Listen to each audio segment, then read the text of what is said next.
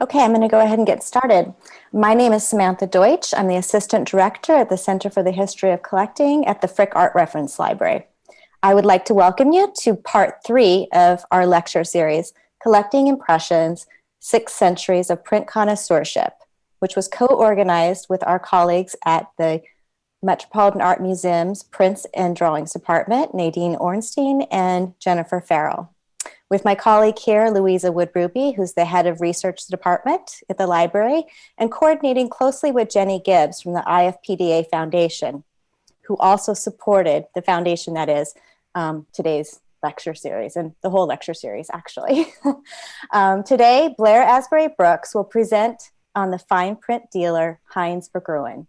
She is currently a Ph.D. candidate at CUNY's Graduate Center and has worked as Director of Exhibitions at Pace Gallery and Director of Peter Freeman and Listen Galleries. She holds a BA in Art History and Economics from Wellesley College, as well as an MA in Modern Art and Critical Studies from Columbia University.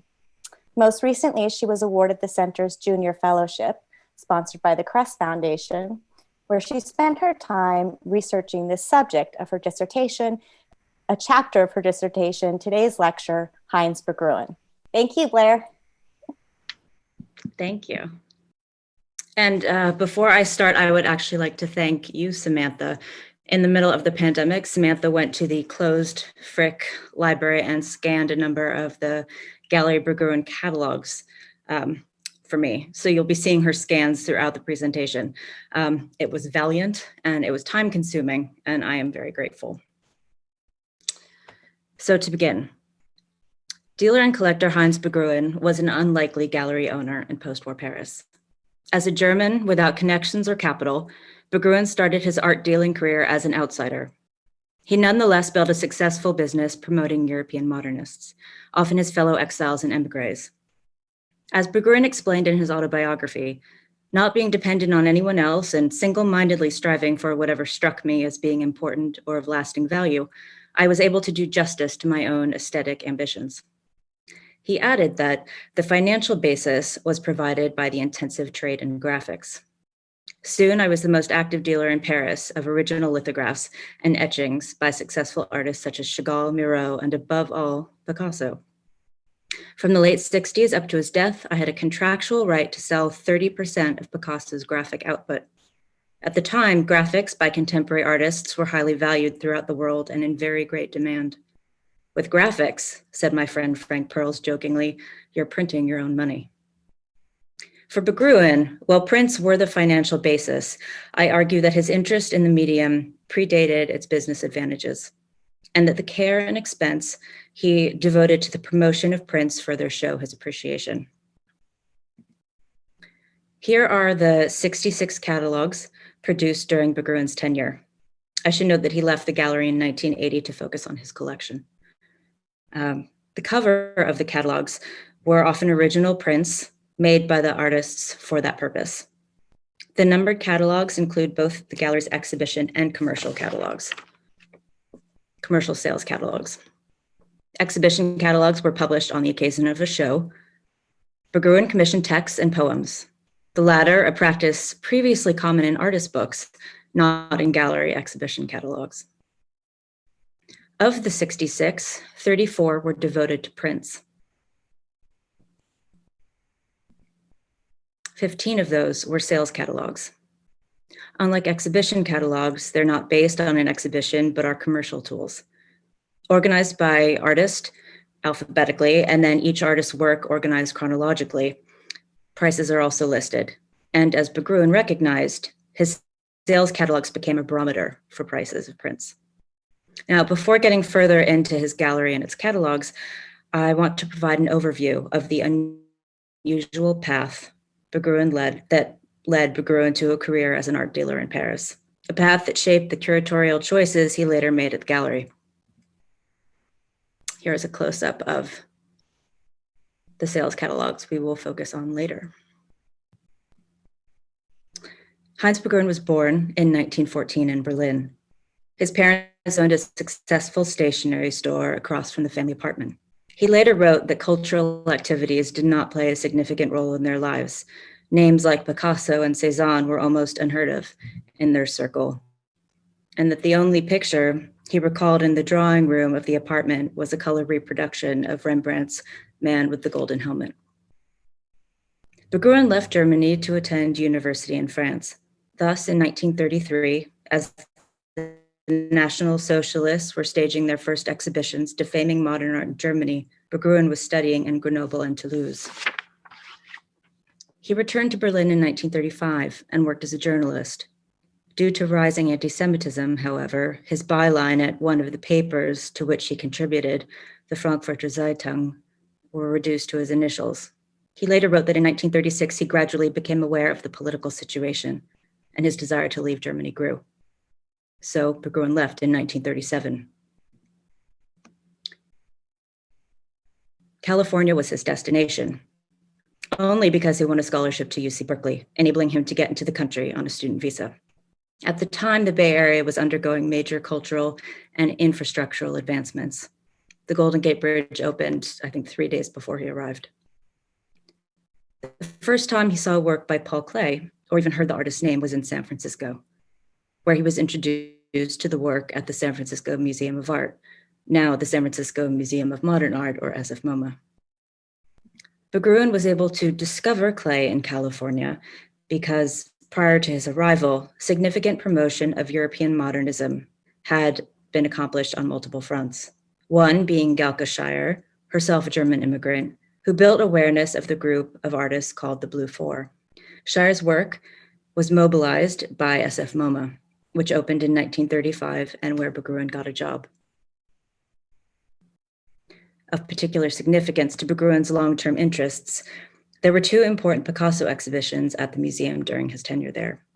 The first, public and free American showing of Picasso's Guernica, and the following year, MoMA's Picasso exhibition, which traveled from New York. In 1939, while traveling to Chicago from San Francisco, Berggruen made a significant early art acquisition, a watercolor by Paul Klee, entitled Phantom Perspective, which Klee painted while teaching at the Bauhaus in Weimar. Berggruen paid $100, which he said was a lot of money for him at the time, but reasonable for what it was. He later wrote that Phantom Perspective became the foundation stone of his collection and his talisman. As is typical of Klee, the medium and processes are not straightforward. This is not a print, although it shows Berggruen's attraction to works that had a similar aesthetic quality to those that can be achieved through printmaking. When the United States entered the Second World War, he was called up in 1942. His unit was eventually sent to Europe, so he crossed the German border as an American soldier. After the war, he spent 2 years in Munich working for the American State Department magazine Heute. Founded in 1945, the magazine was a propaganda tool modeled on Life magazine and tasked with re-educating the post-Third Reich German populace. Between his work as a journalist, the catalogs he worked on at SF-MoMA, and Heute, Berggruen had experience producing publications. In 1947, he moved to Paris to accept a job at UNESCO. He found the work dry, so kept his hand in with art, mostly with prints and rare books, and he decided to become a dealer. Around this time, he acquired a rare, complete portfolio of L prints by Toulouse-Lautrec. Rare because most portfolios had been separated and the prints sold individually. Intending to keep the portfolio for himself, he was nonetheless offered double what he paid 6 months later. This shows Berggruen's early interest in prints, as well as the demand and potential for quick sale of desirable examples. By extension, a dealer who paid attention to quality and rarity could do particularly well, and that was Berggruen's approach. As Berggruen recounted, I was exactly 33 years old when I set myself up as an art dealer, and I could not have begun more modestly. Here's a map of the clusters of galleries in Paris at the time, and my preferred version of the map. Now, after starting in a smaller space at the back of a bookshop on the Ile de la Cité, the Gallery Berggruen opened on the left bank in 1949. This thanks to money he was paid by his neighbors, Yves Montaigne and Simone Signoret, who wanted to expand their apartment. Thus, he relocated from Ile de la Cité to Rue de l'Université, a space formerly of the art book publisher Louis Boudet. While it may look as close to the cluster of galleries as his previous space, the location was less isolated. He was now part of the cluster. These pockets of galleries were both established and new. Here are a few examples.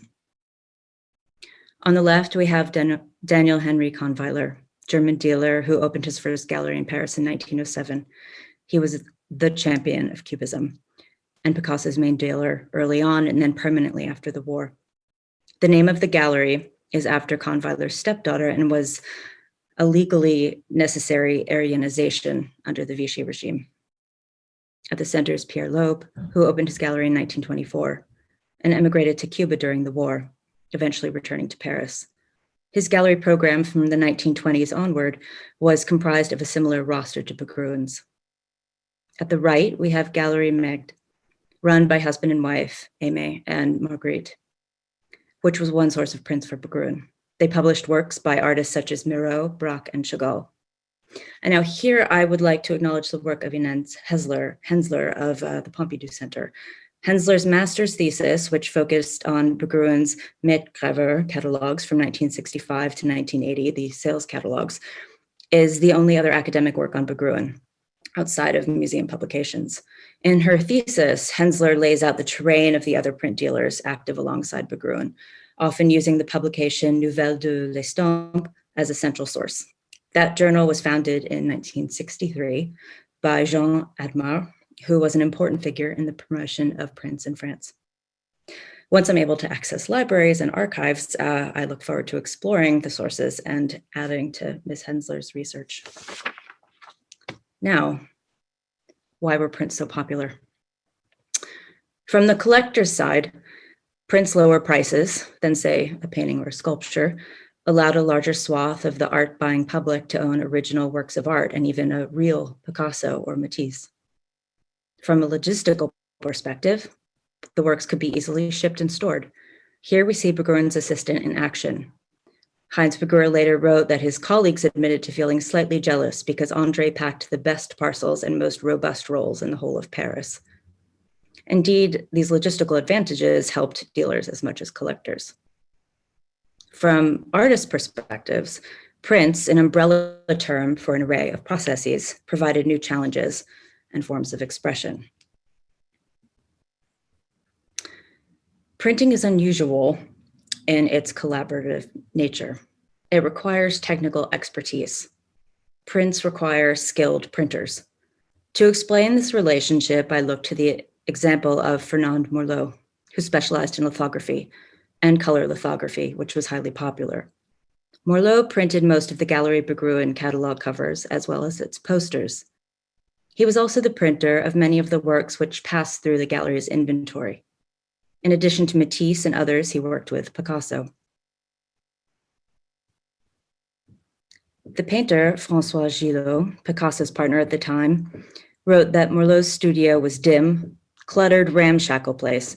It was almost like a scene from Daumier, all black and white, with just one spot of color, the big presses that turned out the bright colored posters advertising Paris art exhibitions. Morlot himself wrote about Picasso's process, creating the 11 states of the bowl. This well-known example highlights the difference between states, which are not usually as pronounced as this, as well as the communal process of making prints. I will read Morlot's whole passage as it is delightful. I quote, "At the beginning of December 1945, Picasso drew a bull using a wash tint. It was a magnificent bull, beautifully drawn, noble even. When we presented him with a proof, pulling barely 2 or 3 of them, which makes that particular bull a rare animal indeed. A week later, he returned and asked for a new stone, redrawing the bull with wash and pen. On December 18th, he started all over again. In the 3rd state, the bull was redone, using a scraper and then a pen, with great emphasis placed on its bulk. It became a terrifying beast with horns and frightening eyes. Still, Picasso was not satisfied. And on December 22nd, he executed the fourth state, with the fifth state being completed 2 days later. Each time he simplified the basic design, which became more and more geometric with flat black areas. His printer, Toutain, one of the grand old men of the establishment, did not always agree with what was happening and did not hesitate to voice his misgivings. By the end, the bull had been reduced to its most simple expression. A few extraordinarily skillful drawn lines that symbolize, like a sort of artistic pun, this unfortunate beast with its tiny head and ridiculous antenna-like horns. The workers in the print shop were desolate at seeing such a magnificent bull transformed into a sort of ant. Picasso himself had noticed that the workers were perplexed, a fact that no doubt excited him. End quote. Picasso was one of many artists experimenting with these techniques and processes. He was, of course, more prodigious than most.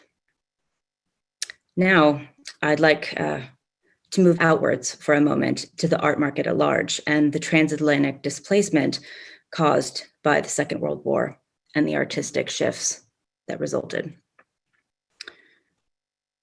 As Robert Motherwell, the lone American given a show at the Gallery Berggruen, recalled, when he was 25 in New York in 1940, the first significant artists I knew were not Americans, but Europeans in exile. There was a kind of ominous cloud over New York City, hardly without precedent. One of the many difficulties for the Europeans in exile, particularly ones who didn't speak English very well, was the lack of public meeting places. Most of these artists had lived in Paris with its cafe life, and New York City was so different. There weren't artist cafes. Several alternative meeting places had to evolve. One such was Peggy Guggenheim's Art of the Century. Peggy Guggenheim was also responsible for the passage of many artists and poets, particularly of the Surrealists, including her then husband Max Ernst, to safety during the war. While in New York, her promotion of European artists influenced a generation of American artists. She then promoted those emerging American artists such as Jackson Pollock and Alexander Calder, and introduced their work to the European public when she settled in Venice. Guggenheim's example is, in terms of artistic influence, the reverse of Berggruen's. He discovered European artists in San Francisco, returned to Europe, and built his gallery program around canonical artists of European modernism, while the center of the art market shifted from Europe to America, especially New York, with the rise of American artists and movements like abstract expressionism. Now, considering the number of galleries also representing the artists on Berggruen's roster, his program was not unique, and he was showing established artists, not discovering new talent. Yet, the reasons for his selection of artists was personal. It was the artwork he responded to, and many of the artists were, like Berggruen, based in France, having been displaced from other countries. An important early step for Berggruen was meeting Tristan Tzara at Café de Flore, the sort of meeting Robert Motherwell described the exiled Europeans missing in New York. Tzara was a Romanian poet, a co-founder of the Dada movement, as well as a dealer. As Berggruen stated, Tzara is a poet and a businessman. Tzara introduced Berggruen to Picasso. As a result, Berggruen's first exhibitions were with Tzara and Picasso of artist books. There were not numbered exhibition catalogs for these shows. And here is a Gallery Berggruen publication from 1950. The all-white cover is anomalous within the gallery's catalogs. Inside, illustrations pepper the list of books, often artist books with poetry by Tzara. Now, this brings us to the terrain outside the 66 numbered catalogs, of which this is not one. In addition to Tzara's bibliography and a few other pamphlet-like publications, Berggruen produced a series of standalone catalogs between the late 1940s and 1954. Published for an apparently American clientele. They're in English with prices listed in dollars. And The 1951 catalog includes an utterly charming insert, a mini catalog reading Season's Greetings from Paris in lieu of a title, thus implying that the intended recipients are not in Paris. I'll have more to say about these at a later date, but the significance of these catalogs for today is that they provide evidence of Berggruen's engagement with rare books, artist books, and prints from the very beginning of his professional endeavors, as well as his adherence from the outset to a consistent, vertical, and recognizable format. Here, the last of these catalogs is a sales catalog for prints. These catalogs chronologically straddle the first Gallery Berggruen exhibition catalog for the 1952 exhibition of prints by Paul Klee. This catalog serves as the predecessor to the extensive sales catalogs which the gallery began to publish in 1963, and which are included in the numbered catalogs. The Klee catalog, considered the first catalog at number 1, with thick paper and color printing, was not cheap to make, and it was for prints. For comparison, here is a catalog published by Kurt Valentin's New York gallery. This comparatively simple catalog was for higher value paintings and sculptures. A second Valentin example, this time of drawings by Klee. The contrast shows the attention and expense evident in Berggruen's inaugural exhibition catalog, a standard he maintained. Here is an example of Berggruen's catalog for prints by Jean Dubuffet. Traditionally laid out pages, such as this, showing the artwork and its details, alternate with details of the works themselves.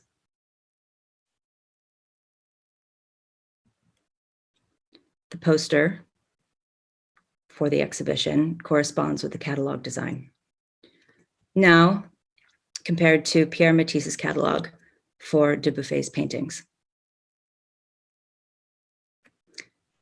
Now, returning to the artists on Berggruen's roster, Kandinsky, who like Klee taught at the Bauhaus and was one of Galkashire's Blue Four promoted in California. Here, Marc Chagall. While no exhibition was devoted to Chagall's print work, one of his works graced the cover of the 1965 sales catalog, and an entire sales catalog was devoted to his prints, with 250 available for sale. Here, Max Ernst. Ernst's prints were always included in the sales catalogs. Additionally, here are the poster and catalogs for a presentation of Ernst's lithographs. The works were presented with another dealer, thus the uncharacteristic catalog, which is not included in the numbered Gallery Berggruen catalogs. Here, Salvador Dali. In addition to this 1977 exhibition, Berggruen published some of Dali's prints in the 1970s, and his works were always included in the sales catalogs. Here, Joan Miró, 2 catalogs of printed works. The catalogs themselves are carefully composed, more aesthetic than traditionally informative objects. For the 1958 exhibition, Berggruen commissioned a text from Douglas Cooper, the dealer and collector. As a side note, Heinz Pagan published Cooper's multi-volume catalog raisonné of works by Wandgry. Inside, Cooper's essay is published on a rough brown paper that contrasts with the thick cream of the pages that follow, and which do not have images of an entire work, but rather a gesture from a Miró work that was reproduced to essentially give the feeling of the works rather than reproducing them themselves. The second catalog is also a purposefully tactile book. This exhibition was not of the original Constellation gouaches from 1939 to 1941, but of Postwar reproductions of the paintings, after an early artist book with André Breton, which included them. The textured cover evokes canvas, surprising considering the original gouaches were on paper, and thus distinguishing this catalog as an object in and of itself, apart from the works it is promoting. Here is another page, and this gives you a sense of the page that was missing from the previous catalog as well. And Miraut's fellow Catalan, Picasso. On the left is the first of the numbered sales catalogs published in 1963 with a cover by Picasso. Berggruen also devoted 3 sales catalogs solely to works by Picasso.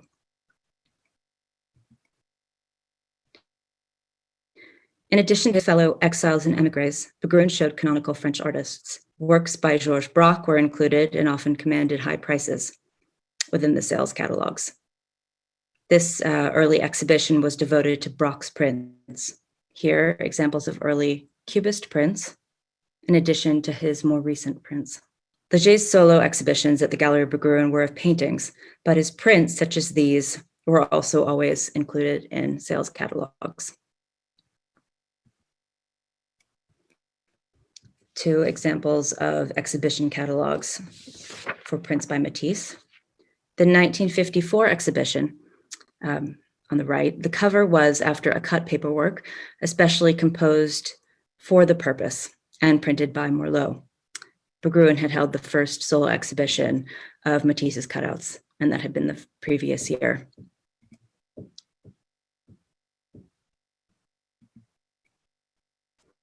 The works in the exhibition are, however, figurative lithographs from the 1920s.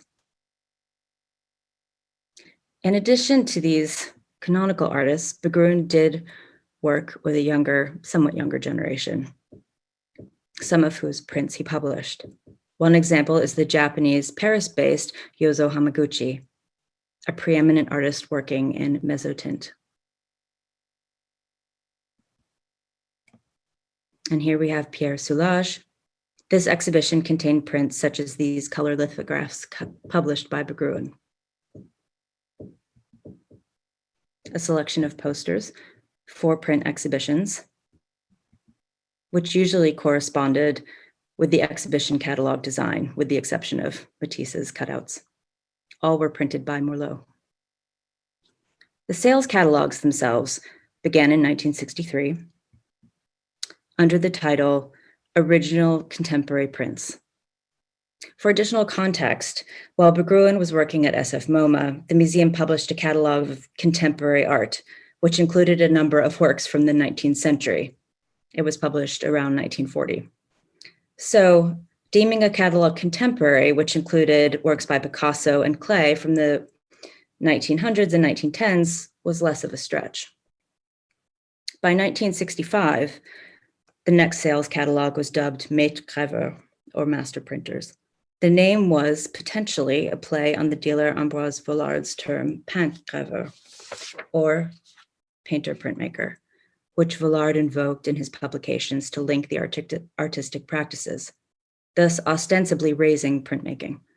Berggruen replaced painter with master, possibly because the artists he showed were already sufficiently famous for their paintings and or sculptures, possibly also to raise the profile of the lesser-known artists included within its pages.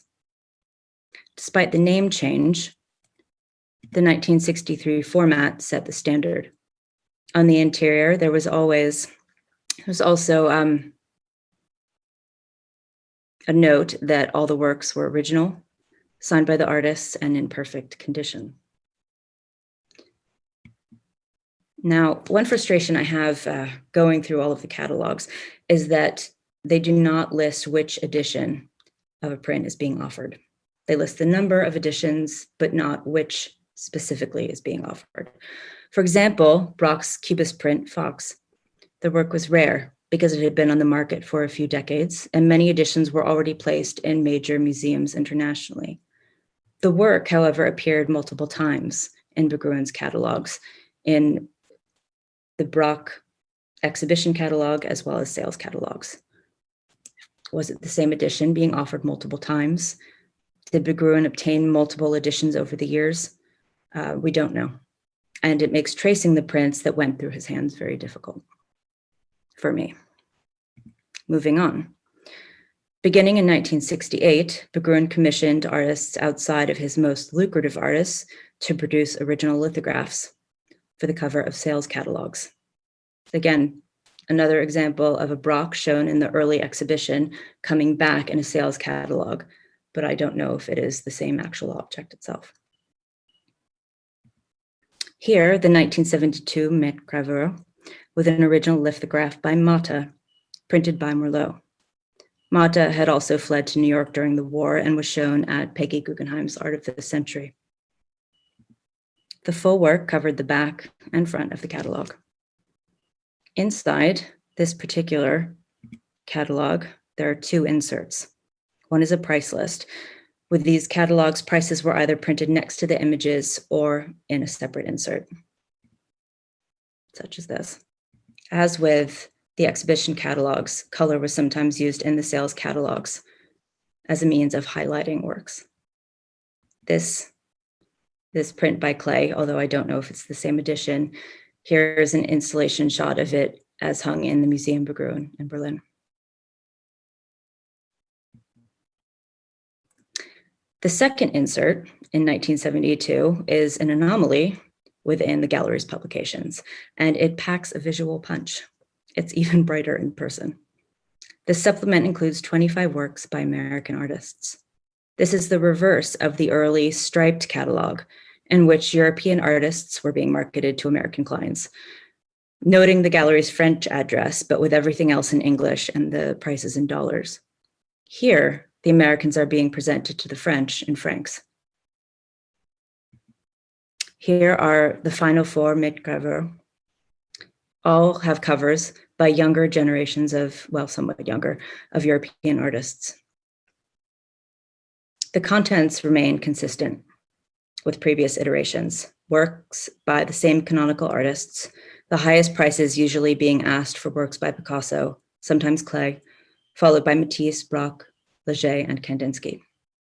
And just for a moment, let's enjoy the covers.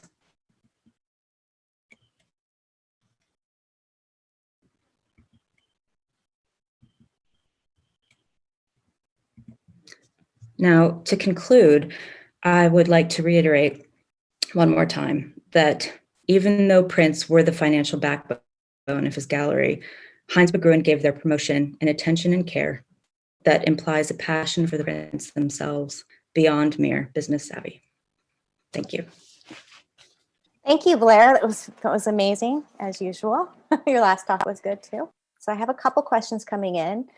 Blair, did any of Berggrun's artists do portraits of him? Good question. Not that I know of. Okay. Not that I know. Okay. And can you share more information about the type of items he was being able to acquire in Paris after the war and where he would purchase such items? Are there any cases in which he competed with other buyers? He acquired prints from publishers, which were sometimes other galleries, from auctions, as well as from other secondary market sources like other clients. In terms of competition, yes, I'm sure. But I can't answer it in a more detailed way yet, but naturally, yes. Okay. Can you share more information about the high prices? What constituted high at the time for a Picasso print or others you mentioned? So in 1963, works would go for, say, 15,000 francs. Some would go, which would be maybe $500. That may be a complete. Those are somewhat the numbers that we're dealing with. In the 70s, Picasso's print of After Cranach went for, I think it was 133,000 francs. That was one of the highest. That would be the high end, and the lower works, some were 100 francs. His catalogs, for comparison, were 30 francs and offered in the back of each catalog. Now, in terms of the high prices, in some catalogs, maybe works by Picasso would achieve the highest price, sometimes clay. And it doesn't mean necessarily that Picasso's market was stronger than other artists at that point. Maybe it was, but it means that of the works that Berggruen collected for that specific sales catalog, that happened to be the works, possibly because of rarity, because of excellent condition, because it was very sought after, that might be achieving the most prices. The most prices, the highest prices. Okay, we have another question. They say very interesting. How much effort was required to prepare a typical catalog? How many people involved? What were any of the artists involved? I mean, the artists were involved in the covers, as I mentioned. I would imagine that artists were asked for information about specific prints. Sometimes there were, well, quotes, even by Morlot, for example, of one Brock saying this is Brock's finest composition. So information was accrued by some sources. But in terms of the staff at the gallery or the printers with whom he worked, I don't have more specific answers yet. This research is very much in process. I know, and you haven't had access to the archives. You mentioned separate editions. Were prints within editions numbered? Yes. Okay. Yes. So, for example, the prints I showed, well, unfortunately, one of let's say the Brock, the fox that I showed, the editions in museums would have been one of, I think it was 75. I don't remember the edition number. Maybe MoMA has 3 of 75, or, SF MoMA has 15, or, so yes. And usually that would be written by the artist by hand on the print near the signature. Okay. And how did he price his prints? How did he share with the artist? It would depend on how he sourced the works. He sourced works directly from Picasso. So Picasso gained financially when Berggruen sold works, and Berggruen was successful at it, probably because of Picasso's market, but also because he was good at it. And had he not been good at it, Picasso wouldn't have agreed to give him that much of his print market. But if Berggruen bought something at auction, or from a secondary market source, the artist would not have benefited financially. Okay. Except indirectly through the promotion and dissemination of their work. Excellent talk, Blair. Thank you. I realize that you have been hamstrung on the research by the pandemic and closures of archives, but do you have a sense of the market practice in raising prices as an edition was sold and fewer remained available was already established?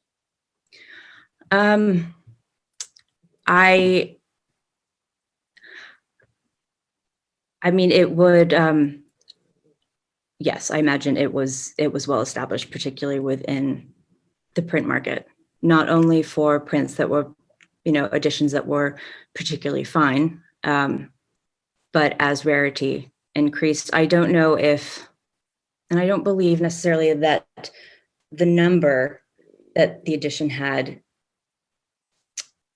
directly correlated with rarity. So, for example, if Berggruen got a certain number of editions of one work from Picasso, and they were, say, 25 to 45, if he started selling 25, 26, it doesn't mean that 26 would be more expensive necessarily, because we don't know what others were sold with other dealers.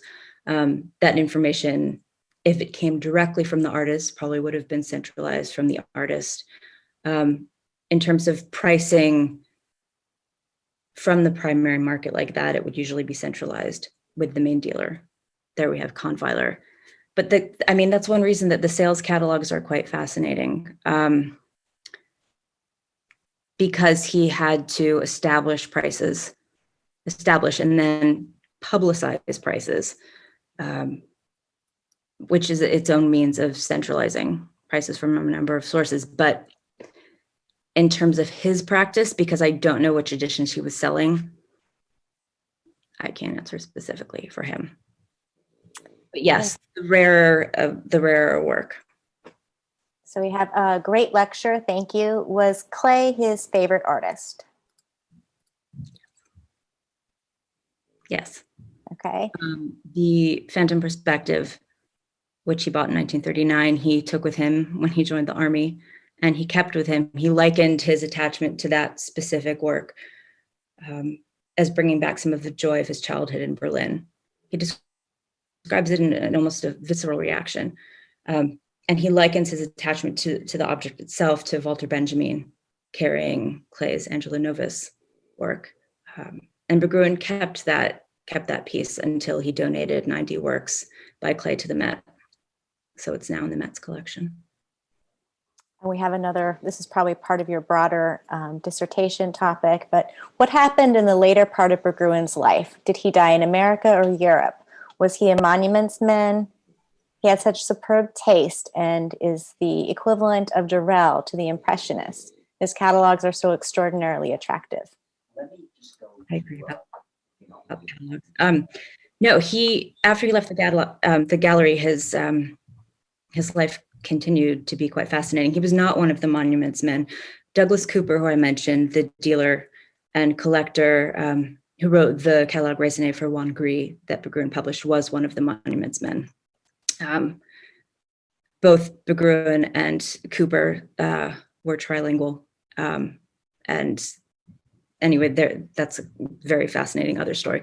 But in terms of Berggruen, in 1996, he was given the opportunity by the German government, the Berlin government, to house his collection in one of the twin Stuhler Bau buildings across from the Schloss Charlottenburg in Berlin, just north of where he grew up. So he hadn't lived in Berlin since 1937. So after the Cold War, the Berlin museums had to kind of regroup between East and West, taking stock, and that with the Nazi looting, the kind of unofficial policy was for the Berlin museums to collect collections because they couldn't afford to collect one work at a time. And Berggrun's collection was the inaugural example. And the museum is quite extraordinary. It was a combination gift sale. He was given money, but it was greatly under the value of the collection. So it's a bit of a combination. And he had an apartment on the top floor of the museum, and he died in Berlin. And he spent the last years of his life there. Okay, was he interested in making the catalogs collectible? For instance, did he offer them even after they were sold, even after they were out of date, for example, because inventory had changed or because prices had gone up? Would he change them to reflect changing inventory? Yes, and he did make them with a mind to being collectible. In the back of each, it's listed how many were printed, sometimes 1,000, sometimes 1,500. So there was a sense of keeping them somewhat rare. The reason that sales catalogs were produced almost annually was to reflect changing inventory. Now, of course, the things shown in these catalogs does not represent everything the gallery sold, not all the prints sold, and definitely not the paintings and sculptures, which he did also sell. In terms of the pricing, I honestly think he had enough confidence in his business abilities to feel confident in having those sales catalogs with the pricing exist, even as the market changed. Are there any instances of fakes coming to light from these sales? Good question that I cannot answer yet, but great question. Not that I know of. I find it interesting that he left Germany because of what was to come, but then wished to be buried in Germany. Do you have any info on why?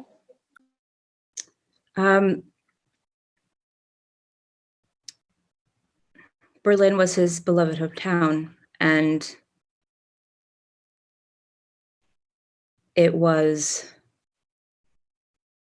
I think it was emotional. I mean, he lived a very international life, and he also maintained emotional and intellectual ties to Germany. Some things I didn't go into in this talk were his writings. He wrote for obviously newspapers in Berlin, but in San Francisco, he also wrote for the San Francisco Chronicle. And then again at Heute. In each case, he wrote very much about Germany. In San Francisco, he wrote mostly about music, but then Germany, and then art. But he wrote political commentary, he wrote anti-fascist editorials. He sought out anything cultural. For example, he wrote an article about an undergraduate production of an 18th century German play. Getting to Stanford from San Francisco took a lot of energy. That is how much he sought out German culture. So particularly with the change in the political climate after the fall of the wall at the end of the Cold War, and the offer to house his collection there, which was the first time it was all together. Well, it was shown in Geneva, but it was a home for the whole place. I'm not surprised that, considering how much he had lived with Germany mentally for so long, that he would return. Okay, are his catalogs still offered at auction? The catalogs? Yes, sometimes. They are available occasionally on Amazon, on various bookseller sites, and in fine art books websites. The prices range depending on catalogs. For example, I have a bunch right here. For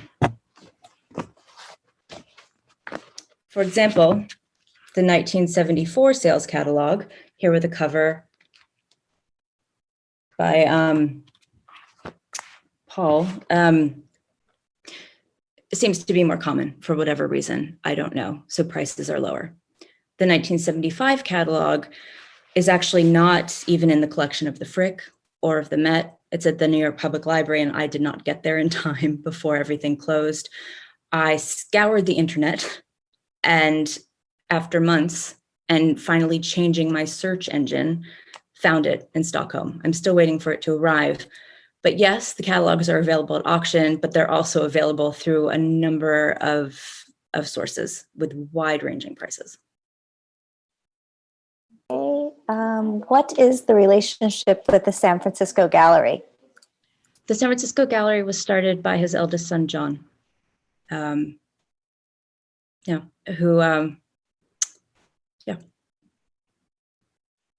it has its own program, very distinct from his father's. Yeah, John's knows the San Francisco art market better than anyone. So we have a lot of people here thanking you for an interesting lecture. Did Berggruen represent any women artists? That's a good question. Yes, but I mean, the fact that names are escaping me tells you something. I don't think it was pointed, but I hope I'm not forgetting anyone, but it was definitely not a focus.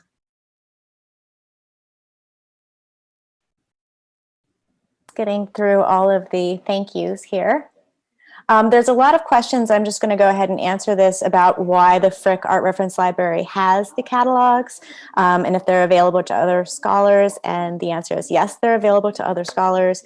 And we have them because the library's collection is a different scope than the Frick collection. It goes a little wider. And we were very interested in obtaining these catalogs from different galleries and dealers in the early years. So we have quite a few, not just from Paris, but in America as well. Thank you for an informative talk again. And Can you say something about his son, Nicholas?